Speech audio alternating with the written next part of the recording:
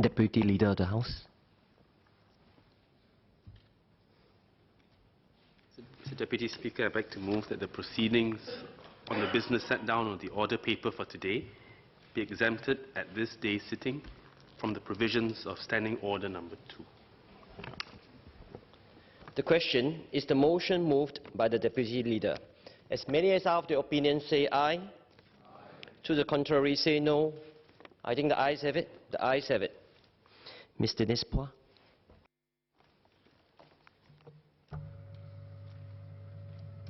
So I stand in support of the Employment Amendment Bill. The bill is an improvement of the current Employment Act.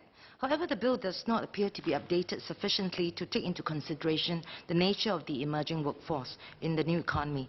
It also does not incorporate any aspiration for a more inclusive workforce. In this regard, I would like to urge the Manpower Ministry to strengthen the safety net for 5 groups of employees through the Employment Act and also other measures through its partners, such as the union.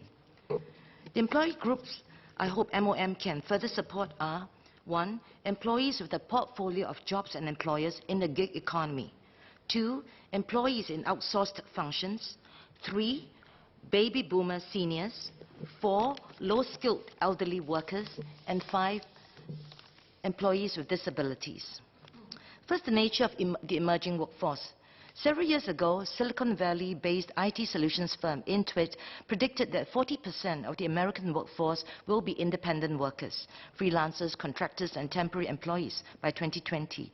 The data that's just distributed today by the ministry also reflect an increasing trend.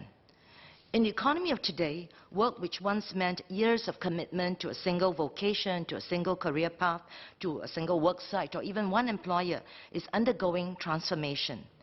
Depending on the work arrangements and relationship between a service provider and his paymasters, one can be labeled an employee, a permanent, temporary, full-time or part-time employee, or an independent contractor who could be self-employed, freelance, and on-call. The lines between a regular employee and a regular freelancer or independent contractor and between contracts of service and contracts for service are blurring and overlapping. Employees with a portfolio of multiple employers and jobs. More entrants to workforce in the gig or on-demand economy are becoming what management guru Charles Handy called the portfolio employees. They are a new collared employee group who could be in traditional blue or white collared jobs, working for several employers and engaging in what is known as a portfolio of jobs. These are the new collared employees with multiple employers serving at alternate different work sites, on or offline, and expected to deliver work based on either time spent, outcomes achieved, or a blend of both time and outcomes. They could be, example, an IT manager who works for several SMEs, or an occupational therapist who spreads her work week across several schools or clinics, or a cleaner who regularly cleans different homes on different work days. So the bill is silent on how the new legislation can ensure that this emerging group of employees with a portfolio of multiple employer and portfolio of multiple work will enjoy an overall fair employment package. And if there's provision to ensure that all the said employers will be jointly or severally liable for the entitlement provisions in matters such as leave benefits, hospitalization, or insurance. In instances, for example, of a medical emergency or a fatal accident, would employees with multiple employers be protected and provided for, or would this duty be pushed amongst different employers? Do these portfolio employees, will they be adequately covered or protected? What about the skills development of this category of staff for whom no single employer may feel responsible to ensure the relevance of their skills? What is the update from the ministry on essential portable benefits such as healthcare, workmen's compensation, and disability insurance that are not tied to traditional full-time employment? Can these benefit employees with multiple employers and be delivered through, for example, a coordinating agency in government, or can there be other forms of mechanism to ensure that they are protected? Next, on employees in outsourced functions. So as companies continue with the trend of outsourcing functions that are not their core, such as in administration, in cleaning or security, there emerges in the labour market another group of employees whose rights may not be sufficiently protected or provided for. These are the staff of contractors who want these outsourced functions. I have heard of contracts where employment agents require that their staff compensate the agency in cases of resignation on top of the notice required for resignation. Now, who watches over these contracts and who watches over these workers in the lower end of the food chain? As more and more work is being outsourced, mechanisms need to be devised to coach and monitor the main labour contractors to ensure that they too comply with the employment legislation and the rights of their workers are protected. Next, on the third group, baby boomer seniors. So baby boomers will dominate the greying population of the developed world. In Singapore, we will see a new breed of senior citizens, those we call the Merdeka generation, who are unlike the senior citizens of the past. These baby boomer seniors may not retire at the specified age required. They may not just all head for their overseas holidays or karaoke sessions regularly. Instead of retirement, they are likely to hit what we call unretirement and will want to continue to be actively working either part-time or full-time in their current vocation, or for some, they might want to seek second careers. Now, the current assumptions to reduce CPF rates and to continue with year-on-year contracts subject to employer offers, I think need to be re-examined. Government ought to review the assumptions governing employees of this new group of senior workers and better tap on this Merdeka workforce, who is generally more educated and more skilled than the predecessors. And next, on the vulnerable, sir. I continue to urge the Manpower Ministry to promote the employment of Singaporeans who are vulnerable and most at risk in being left behind in our faster, smarter society. These are, one, our low-skilled elderly Singaporeans, and two, the younger and older Singaporeans with mild to severe disabilities. On the elderly. Now, there are quite a number of MPS cases that I've been involved with of elderly, low-skilled workers who desire to work but they cannot find work, who are not ill or poor enough to qualify for means testing or receive public welfare. Now, these are seniors who may not be able to grasp the pace of the new economy and whose manual jobs are readily replaced by robots. The special employment credit by government is a brilliant way to incentivize employers to hire more of these elderly and disabled, but there's still many out there requiring support. If legislation is also a reflection of the values of a society, is there a further space within our employment legislation to ensure larger employers, including our government, to set aside or create jobs for the vulnerable, such as these elderly and even the disabled?